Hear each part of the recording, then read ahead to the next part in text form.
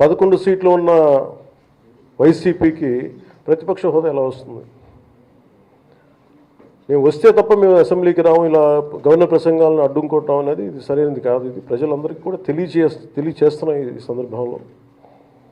అందుకని ఇది భవిష్యత్తులో కూడా మేము కోరుకునేది వైసీపీ నాయకుల్ని, మీకు ప్రతిపక్ష హోదా ఇవ్వకపోయినా ప్రజలు మీకు 11 సీట్లు ఇచ్చారు, దాన్ని గౌరవించి మీరు అసెంబ్లీకి రండి. మీ స్థాయికి తగ్గట్టుగా మీకు మీకు ఎన్ని ప్రశ్నలు అడగాలో దాన్ని తగ్గట్టుగా ఇస్తారు మీకు. ఇవన్నీ దాటి మన స్పీకర్ గారు కూడా చాలా గౌరవంగా 11 సీట్లు వచ్చినప్పటికీ కూడా చాలా గౌరవంతో ఇంతకాలం వాళ్ళకి ఇస్తూ వచ్చారు. ప్రశ్నోత్తరాల సమయంలో కూడా ఆయనకి ఇచ్చారు. గతంలో కూడా ఇవన్నీ ఆయన రావడానికి కూడా ఆయన ఎలా రావాలి, ఏం చేయాలి, దానికి కూడా చాలా ఏమాత్రం ఇబ్బంది పెట్టకుండా గతంలో కూడా చేశారు. ఫస్ట్ మీరు మనకి గవర్నమెంట్ ఫామ్ అయిన తర్వాత కూడా వీటిని దృష్టిలో పెట్టుకొని వైసీపీ కొంచెం హుందాగా వ్యవహరించాల్సిన అవసరం ఉంది. వైసీపీ నాయకులకు కూడా మీకు బాధ్యత ఉంది. గవర్నర్ గారి ప్రసంగాన్ని మీరు ఆ విధంగా మీరు ప్రశాంతంగా విని దాన్ని జరుగుతున్న సమావేశాల్లో మీరు దాని లోటుపాట్లు మీరు చెప్తే బాగుంటుంది తప్ప ఇలా కూర్చోబెట్టి అరుపులు కేకలు ఇది సమంజసంగా లేదు. అంటే అర్ధాంతరంగా ప్రతిదానికి అసెంబ్లీలోకి రాగానే గొడవ పెట్టుకోవాలి, దేన్నైనా విభేదించాలనేది ఇది చాలా లో లెవెల్ ఆలోచన విధానం, లో లెవెల్ స్ట్రాటజీ. అది ప్లీజ్ మీరు అప్గ్రేడ్ అవ్వండి, మీరు అప్లిఫ్ట్ చేసుకోండి, మీరు కూర్చోబెట్టి డెమోక్రటిక్ ప్రాసెస్కి గౌరవం ఇవ్వండి. మనస్ఫూర్తిగా వైసీపీ నాయకులకి ఇది నా విన్నపం, నా విజ్ఞాపన. This what I would like to say. And నిజంగా కావాలి అంటే మీరు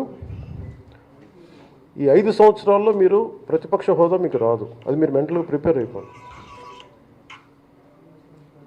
11 సీట్లతోటి మీకు ప్రతిపక్ష హోదా ఇవ్వబడదు, రాదు. ఎందుకంటే ఇది చంద్రబాబు గారు, గౌరవ ముఖ్యమంత్రి చంద్రబాబు గారు డిసైడ్ చేసేది కాదు, జనసేన డిసైడ్ చేసేది కాదు.